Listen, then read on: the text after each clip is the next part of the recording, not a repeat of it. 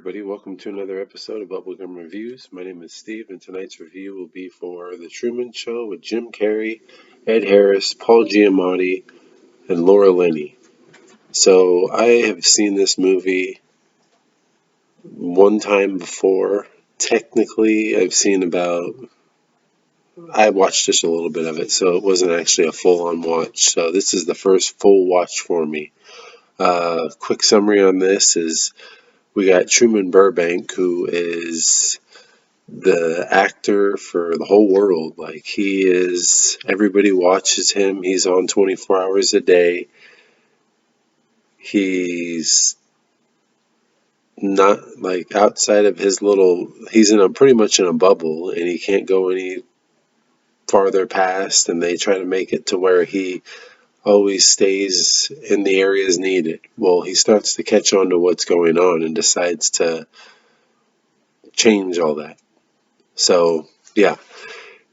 Anyways, the movie itself, I literally was trying to think of stuff like for my notes that I just couldn't find anything to write on it. I mean, this movie is really, really well done.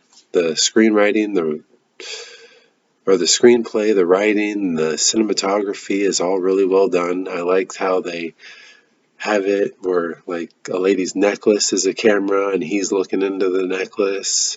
When he's in the kitchen, the camera's in the pantry or whatever. Like, I really like how they kind of have all different camera angles towards him.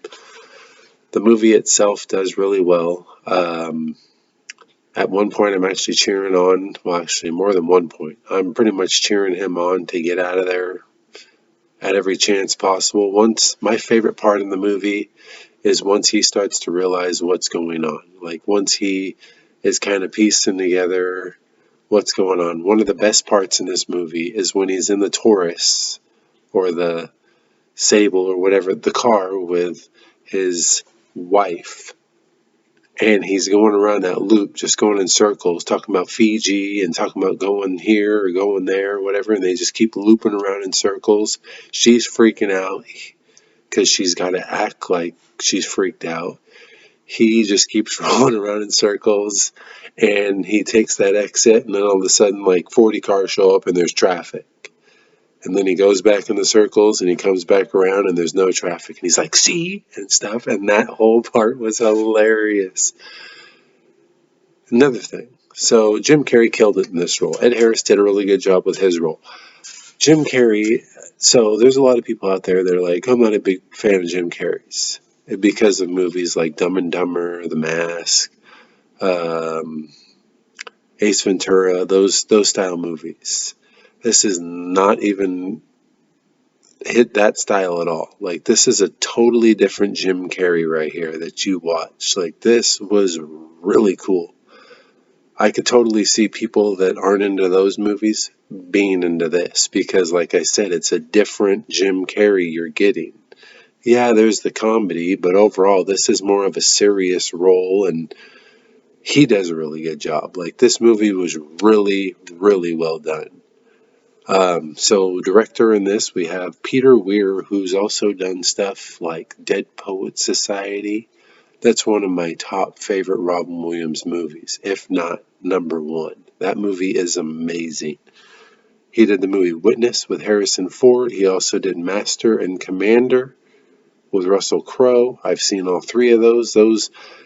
Peter Weir seems to get really good ratings out of his movies because all three of the ones I named off, they're 7 or above. I'm pretty sure every single one of those is 7 or above. 70% on Rotten Tomatoes or 7 out of 10 on IMDb. They all got really good. Even Truman Show got pretty good. IMDb gave it an 8.1 out of 10. Rotten Tomatoes gave it a 95%. Dog Bones gave this a 4 out of 4. That's some good stuff. So just to go back on IMDb here. So this movie made the top 250 movies on IMDb. This movie comes in at number 166 on the top 250 movies. Just being in that list is saying something, because the movies they have up there are like Saving Private Ryan, like probably Castaway, probably Band of Brothers, just like really, really well done movies. So that being on there, that's kind of an honor for a movie like this. Reasons I tell you to watch this, like I said, Jim Carrey does a really good job. Peter Weir, like, just that name should be like, oh, that guy's got some good credits under him, so I might have to give this a watch. And the fact that I feel like after watching this movie, everybody has the same kind of feeling, like, wow, is that happening to me? Is that, am I going through that right now? And you just kind of start checking around, like, wait a minute. Like, dude, that could totally happen to somebody in real life.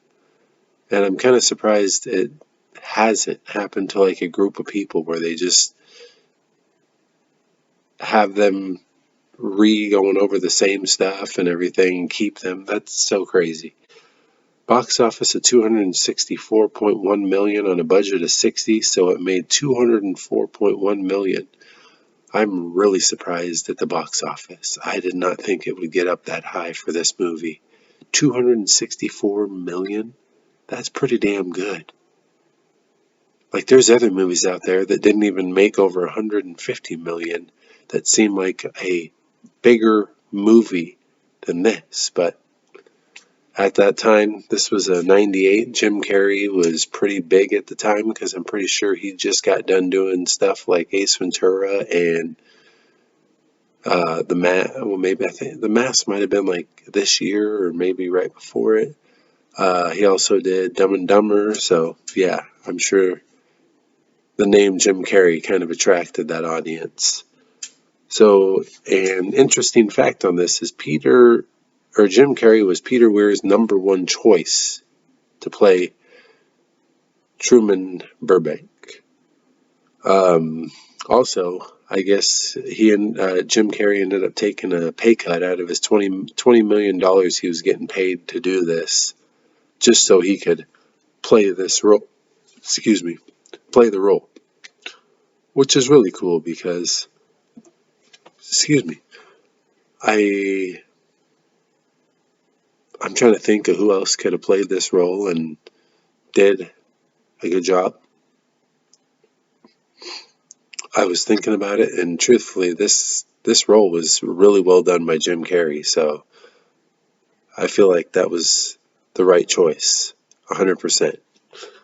But yeah, that's all for that. Up next, I will be either watching one of these two or possibly something else. I think I might go a Vantage Point, but these are two of my options: Cool World and Valkyrie.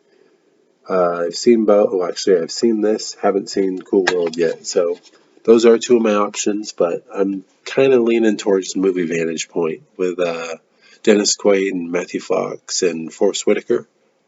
So we'll see what happens there. So that's all. You guys have a good night. Like and subscribe. Check out my letterbox. Check out my eBay. I'm still selling movies, so I'm throwing more on there. As ones come off, ones come on. So out with the old, in with the new. You guys have a good night. See you next time.